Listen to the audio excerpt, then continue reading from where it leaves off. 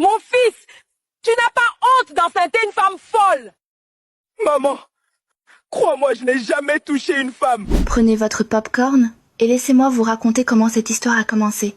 Au cœur d'un quartier modeste vivait une belle femme folle nommée Diana Scata. Elle avait de longs cheveux qui tombaient en cascade et de jolies formes qui attiraient les regards partout où elle passait. Malgré son état mental, la beauté de Diana Scata rayonnait et sa présence ne passait jamais inaperçue. Elle habitait non loin de la maison familiale, mais passait la plupart de ses journées assise au bord de la route, à manger et à danser toute seule. Personne ne savait ce qui l'avait conduite à perdre la raison. Avec le temps, le quartier s'était habitué à ses habitudes. Un jour, un jeune homme, nommé Obi, passa près de Diana Scata, alors qu'elle était assise au bord de la route. Obi était connu pour sa gentillesse et son humilité. Il vivait avec ses parents dans une petite maison et arborait toujours un sourire. En marchant, il remarqua que Diana Scata pleurait et mendiait un peu de nourriture. Il s'arrêta alors et lui donna le pain moelleux qu'il tenait à la main. Les yeux de Diana Scata s'illuminèrent et elle dévora le pain en un instant. Obi sourit, mais une fois rentré chez lui, ses parents lui demandèrent où était le pain qu'il l'avait envoyé acheter. Obi leur expliqua ce qui s'était passé. Ils se renfrognèrent et l'avertirent de ne pas gaspiller leur argent pour des folles. Mais Obi n'écouta pas. Il continua d'aider Diana Scata, partageant sa nourriture avec elle chaque fois qu'il la croisait. Avec le temps, Obi et Diana Scata devinrent de bons amis. Chaque fois qu'elle le voyait, Diana Scata criait son nom avec joie et lui donnait tout ce qu'il avait sur lui. Les habitants du quartier commencèrent à bavarder sur leur amitié, traitant Obi d'idiot pour être l'ami d'une femme folle, mais Obi n'y prêtait pas attention. Les mois passèrent et le ventre de Diana Scata commença à s'arrondir. Les murmures dans le quartier s'intensifièrent.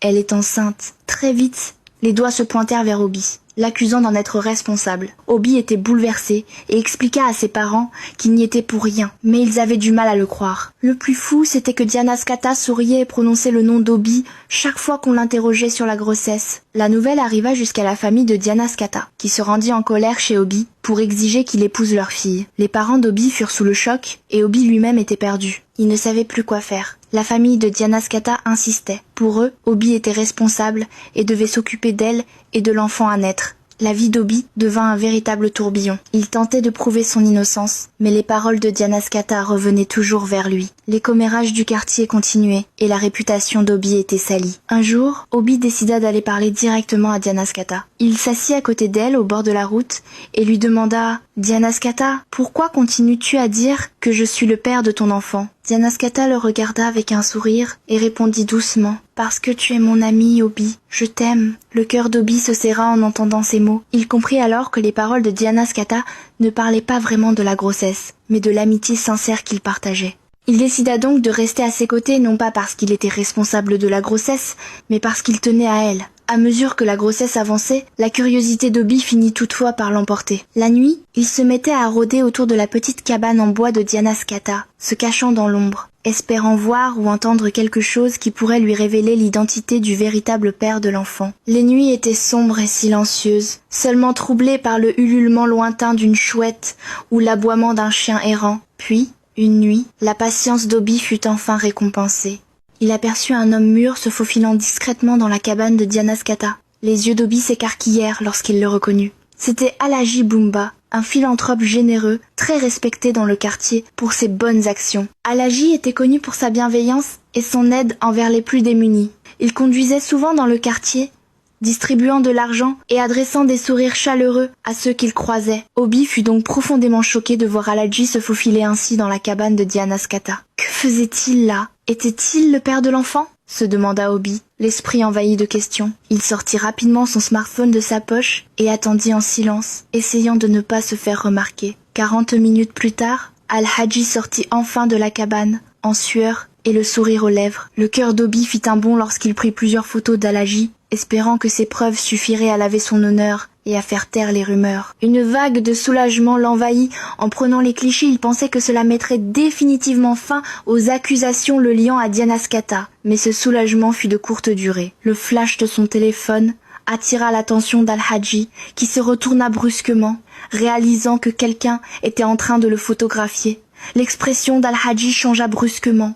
De calme, elle devint furieuse. Il monta rapidement dans sa voiture, garée non loin derrière les buissons, et se mit à passer des appels. Avant même qu'Obi n'ait le temps de s'éloigner, des hommes baraqués surgirent de nulle part. Ils l'attrapèrent, lui arrachèrent son téléphone et commencèrent à le battre violemment. Obi tenta de se défendre, mais il n'était pas de taille face à eux. Ils le frappèrent si brutalement qu'il perdit connaissance, son corps inerte tombant au sol. Les hommes traînèrent alors le corps inconscient d'Obi et le jetèrent dans le coffre de leur voiture. Puis ils démarrèrent en pleine nuit, laissant derrière eux un climat de peur et de mystère. Le téléphone d'Obi resta brisé sur le sol, les preuves qu'il avait rassemblées désormais perdues à jamais.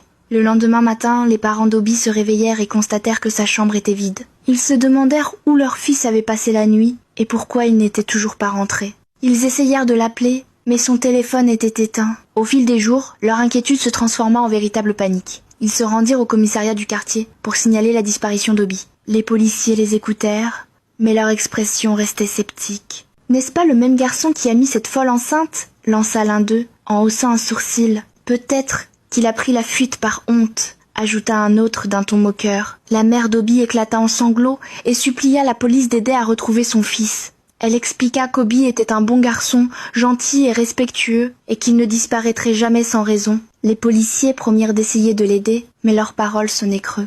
Les jours passèrent, puis devinrent des semaines.